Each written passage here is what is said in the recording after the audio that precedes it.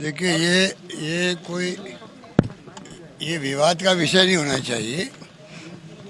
ये पूरे कंट्री के अंदर, विशेष रूप से नॉर्थ इंडिया के अंदर अरे यार मुंह पे लिया है बूम को थोड़ा नीचे करो ना। बड़ा क्राइसिस है और हो सकता है क्राइसिस बड़े आगे। और केंद्र सरकार को पूरे राज्यों को कोऑर्डिनेट करना चाहिए कि अधिकांश राज्य बिजली संकट को लेके केंद्र सरकार को कन्वे कर चुके हैं। ये संकट कितना बड़ा होगा वो कोई नहीं कह सकता। कोल इंडिया को चाहिए कि वो खुद आगे बढ़ करके, उसकी जिम्मेवारी भी है कि वो राज्यों से बातचीत करे, क्या रिक्वायरमेंट, क्या उनकी दिक्कत है। क्योंकि खाली कोल माइन में पानी भर गया बरसात से, वो तो एक कारण हुआ, पर जहाँ तक मुझे जानकारी मिली है कई जो प्लांट थे वो कॉन्ट्रैक्टर जो थे उनके कॉन्ट्रैक्टर खुद ही फेल हो गए। तो ये पूरे क्राइसिस पूरे कंट्री में है, करीब करीब काफ़ी राज्यों में है। और दिल्ली राजधानी है, वो तो आप देख रहे हो क्या हो रहा है, ब्लैकआउट होने तक की बातें होने लग गई है।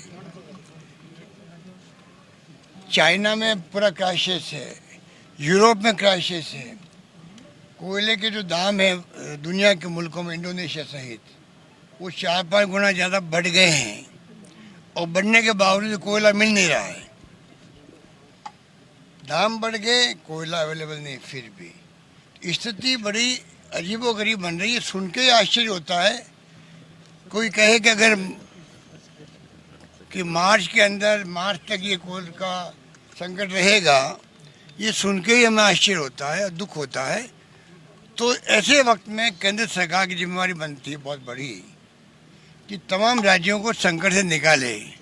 500 करोड़ बकाया है, 600 करोड़ बकाया, ये बहुत मामूली बातें हैं। जहाँ करोड़ों अरबों रुपए के कोयले बिकते और खरीदते हैं, वहाँ 500 करोड़ रुपये क्या मायने रखते हैं। इस प्रकार की खबरें देने कोई फ़ायदा नहीं है। केंद्र की जिम्मेवारी है और मुझे उम्मीद है कि जो केंद्रीय ऊर्जा मंत्री हैं वो सक्षम हैं।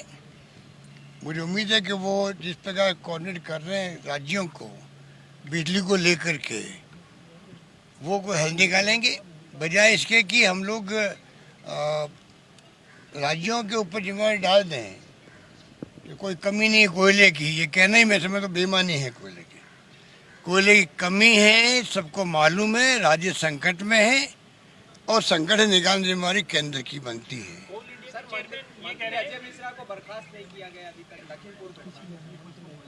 इसीलिए तो कांग्रेस आंदोलन कर रही है लगातार। प्रियंका गांधी जी को बैठना पड़ा यूपी के अंदर। प्रदेश कांग्रेस कमेटी के माध्यम से पूरे देश के अंदर सब राज्यों में आंदोलन हुए हैं। और दिन दहाड़े जो हत्याएं हुई है, हमने दंगे में देखे हैं लोगों को मरते हुए। हमने सुना है कि पुलिस एनकाउंटर में लोग मर जाते हैं। तो ऐसी मौत नहीं देखी हमने कि कोई गाड़ी, जो आंदोलनकारी किसान है, उनको कुचलने के लिए आगे बढ़ जाए और उनकी मौत हो जाए। ऐसा कभी नहीं देखा हमने आज तक। तो ये क्या केंद्र सरकार को, प्रधानमंत्री जी को, मुख्यमंत्री जी को नहीं मालूम है? आज प्रधानमंत्री जी कंपेयर कर रहे हैं कि राज्यों में भेदभाव नहीं होना चाहिए। कौन कहता भेदभाव होना चाहिए? हम भी कहते हैं कोई भेदभाव नहीं होना चाहिए। और जहाँ हिंसा होती है उसकी निंदा सबको करनी चाहिए, चाहे कोई पॉलिटिकल पार्टी लोग हों। मैरिज एक्ट में अमेंडमेंट किया था, राज्यपाल ने रोक लिया। आपने कहा है कि हमें वापस भेज दें। क्या सरकार इसको नए सिरे से बनाने जा रही है? हम वापस को मंगा रहे, हमारी कोई प्रतिष्ठा का सवाल नहीं है। एक सुप्रीम कोर्ट का निर्णय था कि जिनकी शादी हो जाती है उनके बाद में उनके बच्चों को आने वाले वक्त में तकलीफ नहीं हो, इसलिए रजिस्ट्रेशन कंपल्सरी होना चाहिए सभी शादियों का। इसलिए वो बिल लाया गया, पास किया गया। अगर उसको लेके इश्यू बन गया देश के अंदर या कोई खामी, हमें कोई, हमारे कोई प्रेशर पास नहीं है, हम उसको वापस मंगा लेंगे, कोई दिक्कत नहीं हम लोगों को। बहुत ही अच्छी बात है कि वैक्सीन 2 से 18 साल के बच्चों के लिए भी आज मंजूर हुई है।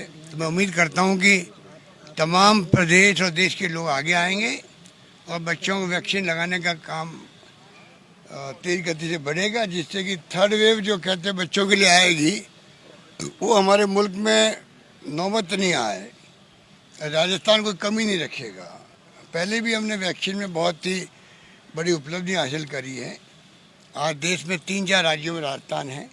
उसी रूप में बच्चों की वैक्सीन में हम आगे निकलेंगे, ये मैं कह सकता हूँ। एक हनुमानगढ़ की घटना को लखीमपुर से कंपेयर किया जा रहा है। ये बेवकूफ़ लोग हैं, बेवकूफ़ लोग हैं। कोई बेवकूफ़ों की कमी है क्या देश के अंदर? ये बेवकूफ़ लोग, बीजेपी वाले बेवकूफ़ी कर रहे हैं। बीजेपी वाले बेवकूफ़ी कर रहे हैं, देश के अंदर भी और प्रदेश के अंदर भी बिना मतलब कंपेयर करते हैं। बार बार कहते हैं प्रियंका गांधी जी को, राहुल गांधी को राजस्थान में क्यों नहीं आना चाहिए? राजस्थान में सरकार हमारी है। आप राजनाथ सिंह जी को कहो, आप अमित शाह जी को कहो, वो आके देखें यहाँ पर, वो गृह मंत्री हैं। विपक्षी सरकारें जहाँ हैं या सरकारें सत्ता पक्ष की है, यूपी हो चाहे, वहाँ हम जाएंगे, विपक्ष के लोग हम लोग ऐसी बेवकूफ़ी बातें बोलते। पहली बार मैं नेताओं को देख रहा हूँ जो मुख्यमंत्री के उम्मीदवार बने बैठे हैं, वो ऐसी बेवकूफ़ी की बातें कर रहे हैं कि राजस्थान में प्रियंका गांधी जी और राहुल गांधी जी क्यों नहीं आते हैं। अरे वो तो उनकी सरकार है वहाँ पर, तो वो वहाँ जाएंगे जो विपक्ष की या सत्ता पर सरकारें हैं। हमारे आना चाहिए, प्रधानमंत्री जी को आना चाहिए, गृह मंत्री जी को आना चाहिए, जेपी नड्डा जी को आना चाहिए। देखिए जाके हनुमानगढ़ में क्या हुआ, किस प्रकार क्यों घटना हुई, क्यों लीचिंग हुई। हम तो उसकी निंदा करते हैं। हमने अविलंब कार्रवाई करी, उन सबको पकड़ लिया, फिर भी टीम भेज रहे हैं यहाँ से।